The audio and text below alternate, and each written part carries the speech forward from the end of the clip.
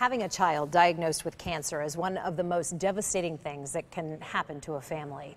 Well, a local organization called POST, P-O-S-T, also known as Pediatric Oncology Support Team, brings hope, help, and healing to young children and their families locally who are battling cancer. Joining me right now here on our set is Cole Malone, here in the white shirt, the cancer survivor, along with his brother Michael, a donor, Wave Boys, the Malone boys, and then his dad Chris is on the other side. Guys, thanks so much for being here. We'll talk to you in just a minute. Also joining us is Barbara Abernathy. She's the president and CEO of POST, also a cancer survivor. Yes. So lovely to have you guys here. We really appreciate it. All right, so let's talk first, Barbara. What is it that POST does to fill the gap for local families like the Malones?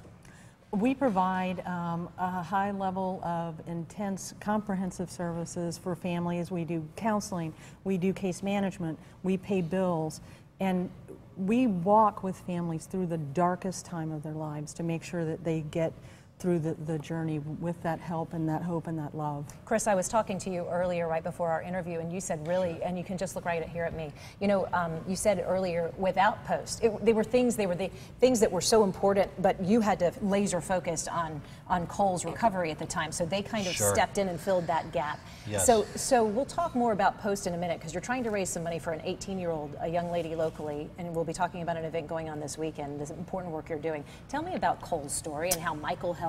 Sure. So Cole's 11 years old, and obviously Michael as well. It's his it's his twin brother. Cole was originally diagnosed at 2 years old with ALL leukemia. He was treated locally here at St. Mary's with 3.5 years of chemotherapy, and he did great. Following that chemotherapy, he had 4.5 years cancer-free, but unfortunately we got the bad news last June that his cancer had returned. We started treatment again at St. Mary's last June. And then we continued our treatment. We went up to Boston Children's Hospital for a bone marrow transplant. The process to find a match was starting with their siblings. They simply did a mouth swab. A mouth swab? Yeah, it was very simple to find, find out whether you matched today or not. And thankfully, his twin brother Michael was a 10 out of 10 marker match, thank God. And ultimately, Michael wound up donating his marrow and saved his brother's life. High five. You guys are great. And you actually got to push the button in the hospital to donate the marrow to your brother. How was that? That must have been incredible. Yeah. Yeah, it was neat. And Cole, how did it feel that your brother was right there by your bedside and going through this with you? It was good. Yeah, I bet you it really bolstered you and helped you in that fight. Tell me about POST, and Chris, what did they do for you? Sure, so we actually, unfortunately, got to take advantage of their services 2 times. Yeah. But they were there for you. When you're a parent and you have a child diagnosed with something like this, your mind is, as you said, laser focused on your child. So they fill in a lot of gaps. They have staff on the floor themselves, from social workers to help you through a variety of different issues that you experience as a family, to people to just playing games with your kids so you can have time to go take care of the other things, because you have one sick child, but you still have 2 other children at home that you need to take care of.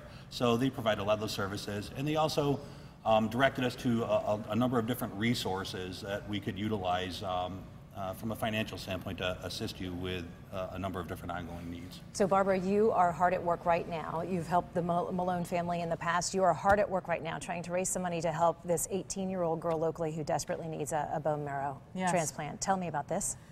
And to find her a donor. And a donor.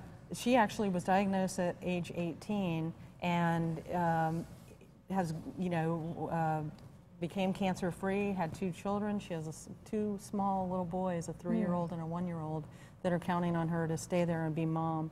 And so part of what we're doing on Sunday is that we are doing a donor drive so that people can come and do the cheek swab. And swab, that's it. And that's it. Wow. And save her life. And if I hadn't had someone to step up and save my life, a young man out of Berlin who never met me, doesn't know me, just signed up for the registry and saved my life. And, it's particularly hard to find donors for those of Hispanic descent. Yes. And we really need for people to come out and help and let's raise some money and let's find a donor and let's help families and get like the word the out. Malone family who are going through such difficult things and who have such deep needs. This is a flyer. If you could zoom in, guys, on this flyer, there's an event happening this weekend so you can help out POST and families like the Malones here. You can help honor and celebrate the cancer journeys of brave young warriors. That's what you call them, right? I love it. This Sunday, You participate in a 5K run at Roger Dean Stadium in Jupiter at 7:30. You can run or you can walk. If you would like to participate, all you have to do is call the number on your screen, 561-882-6336. The course will be lined with superheroes, I hear. You guys didn't have any influence on that, did you, Michael or Cole? No? Will you be dressed as superheroes? Maybe. Maybe. You'll be out there. They are superheroes. You are You are absolutely right. Hey, thank you guys so much for sharing your story. You brave young men. You inspire us all every single day. Thank you for what you do for our community. We appreciate you stopping by. Thank you. Switching gears just a little bit, staying on this type of topic in terms of health care, caring for a loved one with Alzheimer's disease can certainly be also an emotional journey. For a lot of caregivers, there seems to be really no easy answers on how to cope. As the Now's Tanya Rogers reports today, this month is about raising awareness worldwide about that disease and those who care for the loved ones. Do you know who that